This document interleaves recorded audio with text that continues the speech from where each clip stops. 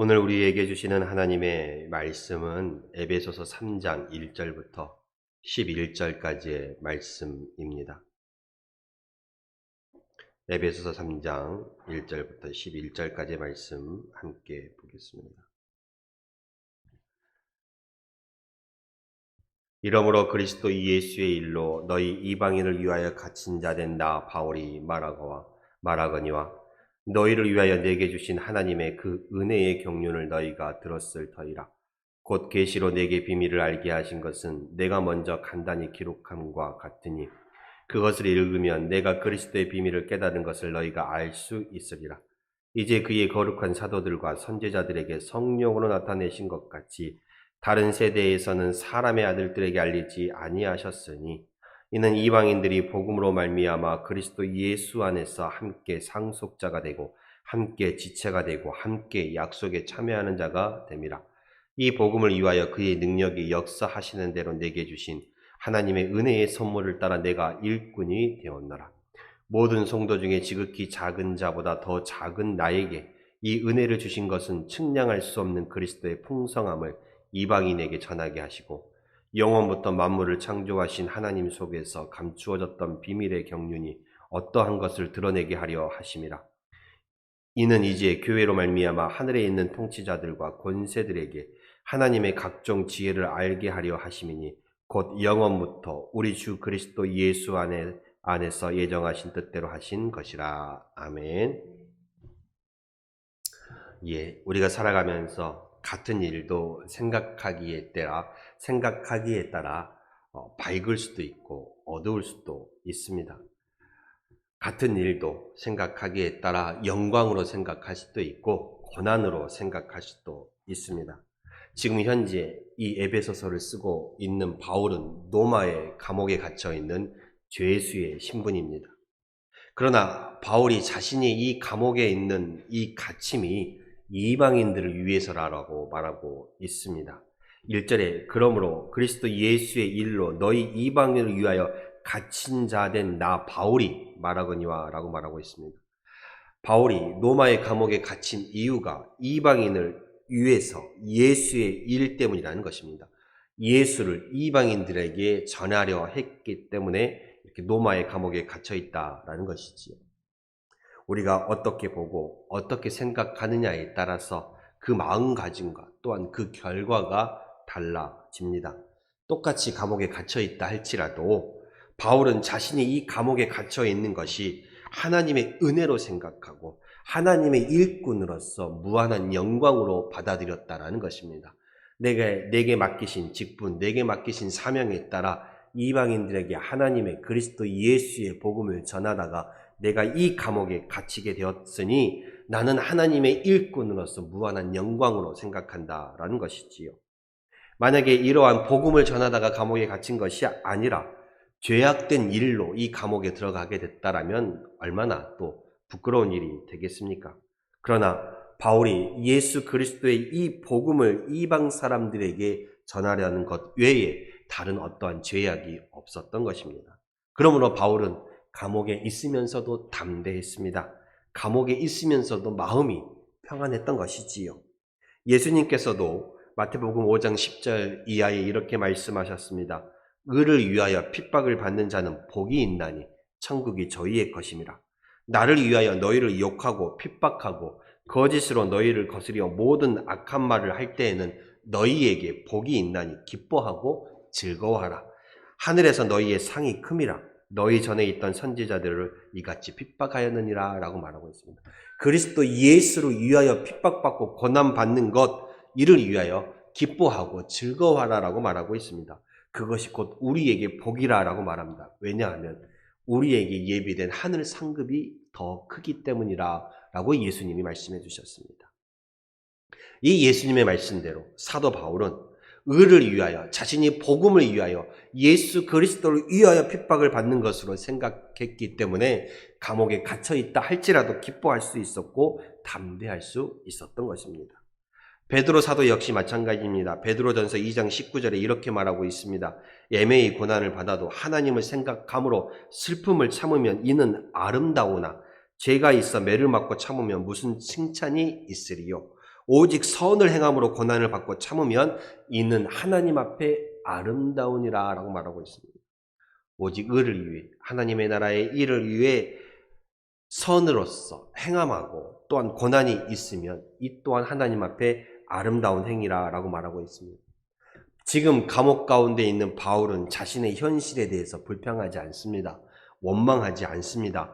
오히려 그리스도와 함께 내가 고난받음에 기뻐하고 그것을 영광으로 생각하고 있습니다. 바울이 이러한 마음의 자세, 마음의 생각이 있었기 때문에 어떠한 환경에서도 기뻐할 수 있었던 것입니다. 그래서 디모데후서 1장 7절 이하에 보면 바울이 믿음의 아들이었던 이 디모데에게 보내는 편지를 보면 하나님이 우리에게 주신 것은 두려워하는 마음이 아니요 오직 능력과 사랑과 절제하는 마음이니 그러므로 내가 우리 주의 증거와 또 주를 위하여 갇힌 자 된 나를 부끄러워하지 말고 오직 하나님의 능력을 쫓아 복음과 함께 고난을 받으라 라고 말하고 있습니다. 바울은 자신의 믿음의 아들이었던 디모데에게 예수 그리스도를 부끄러워하지 말라, 복음을 위하여 갇힌 자 된 나 바울을 부끄러워하지 말라, 이 복음을 부끄러워하지 말라라고 말하고 있는 것입니다. 예수 믿는 것을, 예수와 함께 하는 것을 결코 부끄러워하지 말라라는 것입니다. 우리 그리스도인들의 첫째 의무 역시 바로 이 예수 그리스도를 전하는 것, 바로 복음인 것입니다. 바울이 왜 핍박을 받았나요? 무슨 잘못한 일이 있었나요? 아니죠. 오직 복음 때문이었습니다. 예수를 그들에게 전하려다가 핍박을 받았고 감옥에 갇힌 게 되었습니다. 이 복음이, 과연 예수 그리스도의 이 복음이 무슨 잘못이 있었기 때문에 그랬을까? 어두운 가운데 있는 사람들은 이 빛을 싫어합니다. 그래서 미워하고 핍박하고 또한 감옥에 가두는 것이지. 예수님께서도 우리 성도들을 향하여 말씀하셨습니다. 너희는 세상의 빛이라, 너희는 세상의 소금이라 라고 말씀하셨습니다. 어두운 가운데 거한 사람은, 사탄 마귀는 이 빛을 싫어합니다. 그렇기 때문에 바울은 자신의 처지에 대해서 부끄러워하거나 불평하지 않고 오히려 그것을 감사함으로 생각했습니다. 오히려 내가 예수 그리스도로 인하여서 고난받는 것을 영광으로 생각했습니다. 내가 예수 믿고 예수를 전하는 것으로 인해 핍박받는 것을 오히려 기쁨으로 생각했다라는 것입니다. 오늘 본문 2절에 이렇게 말하고 있습니다. 너희를 위하여 내게 주신 하나님의 그 은혜의 경륜을 너희가 들었을 터이요 라고 말하고 있습니다. 7절에서도 이 복음을 위하여 그의 능력이 역사하시는 대로 내게 주신 하나님의 은혜의 선물을 따라 내가 일꾼이 되었노라 라고 말하고 있습니다. 바울은 이 말씀을 통해서 항상 내게 주신 하나님의 은혜라고 말합니다. 내게 주신 은혜. 지금 감옥에 있습니다. 감옥에 있음에도 불구하고 바울이 고백이 어떤 고백입니까? 내게 주신 하나님의 은혜. 내게 일어나는 모든 일들이 하나님의 은혜라고 고백하고 있는 것입니다. 내 인생의 삶을 이끌어 가시는 분이 하나님이기에 내게 어떤 상황 가운데 있다 할지라도 그것이 곧 하나님의 은혜임을 고백하는 것입니다. 핍박을 받고 있다 할지라도, 어려움 가운데 있다 할지라도, 비록 감옥 가운데 있다 할지라도 이건 역시도 내가 그리스도를 위해, 예수를 위해 받는 것이니 내게 주신 하나님의 은혜라고 말하는 것입니다. 그러면서 내게 주신 하나님의 은혜에 따라 내가 일꾼이 되었다라고 말하고 있습니다. 하나님의 일꾼이 되었다라고 말하는 것이지. 하나님께서는 이 바울을 택하시고 그에게 사도의 자격을 주셨고 일꾼으로서의 책임을 주셨습니다. 그리고 하나님의 일을 해나가는 데 있어 필요한 능력을 하나님께서 공급해 주셨다라는 것입니다. 그래서 내게 주신 하나님의 은혜라고 말하는 것입니다. 하나님은 바울이 일하는 데 있어서 필요한 것들을 공급해 주셨고 은혜로서 도와주셨습니다. 그래서 바울이 가는 곳마다 능력의 역사가 일어났고 바울을 통해서 그 능력의 역사가 바울을 만나는 자들에게도 임했던 것입니다. 그리고 이 에베소 교회 성도들 역시 바울의 이 수고의 열매가 맺힌 사람들이라는 것입니다. 바울은 하나님이 자신에게 맡기신 대로 일꾼의 그 사명의 역할을 잘 감당했습니다. 그 일꾼이라는 말은 바꿔 말하면 봉사자라는 말이 있습니다. 신약 성경을 살펴보면 이 일꾼이 어떠한 일꾼인지를 보여주고 있습니다. 누가복음 8장에 보면 헤롯의 집에 있는 관리인이 나오지요. 이 사람은 집을 관리하고 물건을 관리하는 책임이 있는 일꾼이었습니다. 마태복음 20장 8절에 보면 포도원 비유가 있는데 거기에 보면 관리인, 즉 청지기는 어떤 사람입니까? 품삯을, 주인의 돈을 대신 받아서 품삯을 일꾼들에게 나누어 주는 이 청지기 대리인의 역할을 가지고 있습니다. 그리고 누가복음 16장에 보면 그 일꾼은 심지어 주인이 맡긴 그 주인의 문서까지도 고칠 수 있는 그런 권리를 가지고 있었습니다.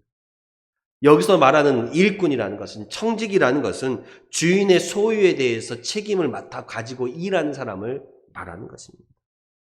그러면 우리 그리스도인의 일꾼, 그리스도인의 청지기는 어떤 사람일까? 바로 주께서 주신 모든 은사를 내가 잘 맡아서 관리하며 우리는 그 복음을 위탁받은 사람이라는 것입니다. 베드로전서 4장에 보면 하나님의 각양 은사를 맡은 자라고 말하고 있습니다. 또한 디모데전서 1장 12절에 보면 나를 능하게 하신 예수 우리 주께 내가 감사함은 나를 충성되이 여겨 내게 직분을 맡기심이니라고 말하고 있습니다. 하나님의 일꾼으로서 부름받은 자, 우리 모두 하나님께서 나를 충성되이 여겨서 나를 하나님의 자녀 삼아 주셨고 하나님께서 내게 직분을 맡겨주셨다라는 것입니다. 그러한 직분을 맡기시면 내가 어떤 잘나서 내가 어떤 것을 많이 가져서 맡긴 것이 아니라 부족한 연약한 나임에도 불구하고 하나님께서 나를 기뻐 보셔서 나를 충성되이 여기셔서 나에게 이 직분, 나를 하나님의 자녀로 부르셨다라는 것을 잊지 마시길 바랍니다. 이거를 잊지 않으면 내가 하나님 앞에 기쁨으로 감사함으로 어떠한 환경 가운데 있다 할지라도 그것을 영광으로 생각하게 된다는 것입니다. 바로 오늘 바울과 같이 말입니다. 그러므로 내가 맡은 그 일에 감사하며 또한 최선을 다해 나아갈 때 하나님께서 더 많은 축복으로 여러분들에게 부어주실 줄로 믿습니다. 그러면 하나님의 일꾼이라는 어떤 사람일까? 그리스도의 일꾼이라는 그리스도의 속죄함으로써 먼저 우리는 하나님의 일꾼이 됩니다. 속죄가 무엇일까? 이 속죄는 구약시대에 보면요, 시장에서 노예를 팔고 또 그 노예를 사고 왔을 때에 그 노예를 내가 샀다 하는 문서이기도 합니다. 이제 이 종은 나의 소유물이 되었다라는 것이죠. 내가 값을 주고 이 종을 샀다라는 의미, 값을 주고 내가 샀다라는 그 속죄의 의미가 있습니다. 내가 하나님의 일꾼이 되었다라는 것은 예수 그리스도께서 나를 위해 십자가에 피 흘리시고 또한 3일 만에 부활하심으로 말미암아 그 주님의 핏값을 지불하고 나를 샀다라는 의미입니다. 그래서 나는 주님의 그 속죄의 그 피의 속죄로 말미암아 우리는 하나님의 일꾼, 하나님의 자녀가 되었습니다. 이 말은 곧 무슨 말입니까? 내가 바로 하나님의 소유가 되었다라는 것입니다. 그래서 우리는 이제 더 이상 죄의 종 노릇하지 말아야 합니다. 사도 바울은 로마서 6장에 우리의 옛사람이 예수와 함께 십자가에 못 박힌 것은 죄의 몸이 멸하여 다시는 우리가 죄의 종 노릇하지 않게 하려 함이라고 말하고 있습니다. 이전은 내가 죄에 사로잡혀 있었다면 내가 예수 그리스도를 믿음으로 말미암아 예수 그리스도의 핏값으로 말미암아 내가 속죄함 받았으니 이제는 더 이상 죄의 종 노릇하는 삶을 살아가지 말라라는 의미입니다.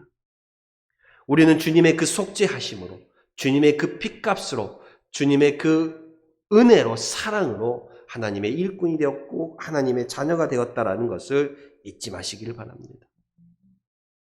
그리고 그 은혜를 간직하고 이제 일꾼으로서 이 땅 가운데 하나님을 기쁘시게 하고 또한 하나님께서 우리에게 맡기신 그 복음의 사명을 잘 감당해야 합니다. 성도들에게 가장 먼저 주어지는 것, 그건 무엇입니까? 바로 이 복음을 전하는 일입니다. 그리고 이 복음을 또한 지키는 일입니다. 우리는 하나님의 일꾼으로서 이 하나님의 진리, 하나님의 말씀, 하나님의 복음을 맡아 관리하는 사람들입니다. 구약시대의 일꾼은 돈을 맡아 가지고 있었고 사람을 맡아 관리했습니다.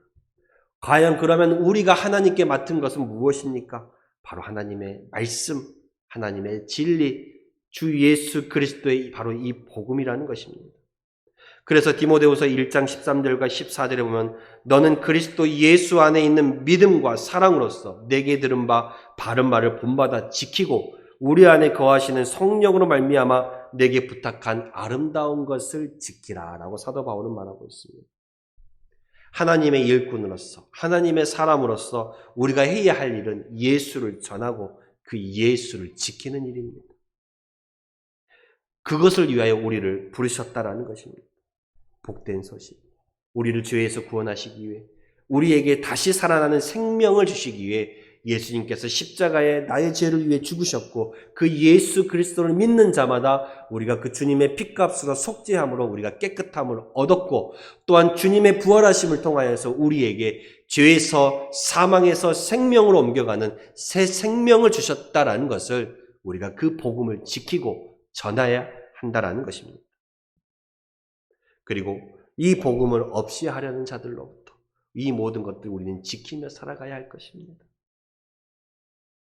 우리는 또한 하나님의 맡은 바 일꾼으로서 하나님의 말씀을 따라 늘 살아가야 합니다. 히브리서 3장 5절과 6절에 보면 모세는 하나님의 온 집에서 충성하였고 그리스도는 그의 집 맡은 아들로 충성하였다라고 말하고 있습니다. 예수님은 교회의 머리가 되십니다. 그리고 우리의 머리가 되십니다. 우리의 주인이 되십니다. 그리고 우리는 주님의 일꾼입니다. 우리는 모두 다 하나님의 아들들이지만, 하나님의 딸들이지만 이 봉사적인 위치의 차원으로 보면 우리는 모두 다 일꾼이라는 것입니다. 일꾼은 주인의 명령에 따라야 하죠. 우리는 하나님의 일꾼으로서 하나님의 말씀을 따라야 하는 의무가 있습니다. 이 말씀에 따라 내가 어떤 많은 재물을 가지고 있든, 내가 어떤 재능을 가지고 있든, 내가 어떤 지식을 가지고 있든 이 모든 것은 하나님께서 내게 주신 것이요 내게 맡기신 것이라는 사실을 잊지 마시고 하나님의 말씀을 따라 그 말씀을 붙잡고 살아가시는 우리 성도님들이 되어야 할 것입니다. 그리고 일꾼에게 요구되는 것은 충성입니다. 나의 고집이 아닙니다.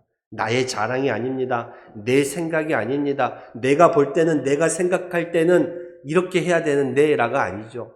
하나님의 말씀 따라 거기에 요구되는 우리의 자세는 바로 충성이라는 것입니다.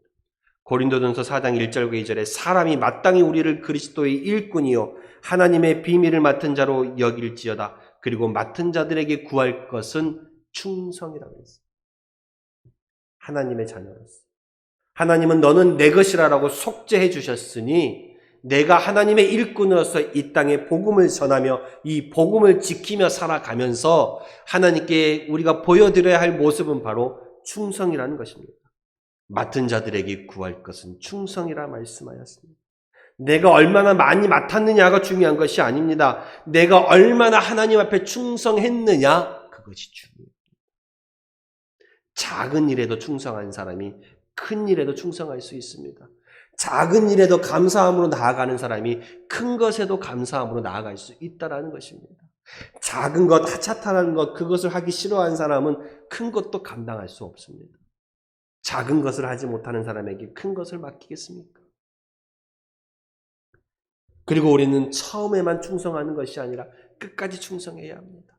기분이 좋을 때만 잘하는 것이 아니라 기분이 안 좋을 때도 역시 충성해야 하는 것이지요. 내가 평안할 때만 충성하는 것이 아니라 어려울 때도 충성되이 나아가야 하는 것입니다. 그것이 하나님의 맡은 바 자세, 일꾼으로서의 자세, 하나님의 자녀로서의 자세라는 것입니다. 여러분, 우리의 신앙생활도 마찬가지입니다. 내가 기분 좋을 때만 열심을 내서 하는 것이 아니라 내가 기분이 안 좋을 때도 하나님 앞에 나아가는 것이지. 내가 풍성할 때만 하나님 앞에 나아가는 것이 아니라 어려울 때도 하나님 앞에 나아가는 것이지. 여러분, 우리는 이 기복신앙을 늘 조심해야 합니다. 좋을 때는 쭉 올라갔다가 안 좋을 때는 쭉 내려가는 그 신앙이 아니라 처음과 끝이 동일한 신앙, 첫사랑을 잃어버리지 않고 끝까지 나아가는 신앙의 생활이 되시기를 바랍니다. 그게 참 그리스도인의 복받아 살아가는 삶의 모습입니다.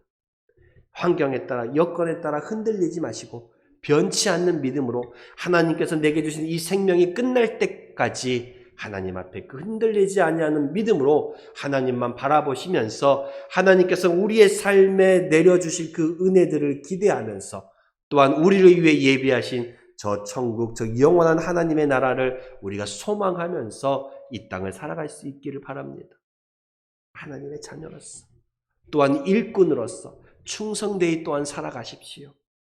그래서 우리가 이 생명이 끝나 우리의 육신은 땅으로 갈지라도 우리의 영이 하나님 앞에 나아갔을 때에, 우리가 하나님 앞에 섰을 때에 착하고 충성된 종아, 내가 작은 일에 충성하였으니 이제 내가 큰 것으로 내게 맡기리니 주인의 즐거움에 참여하리라.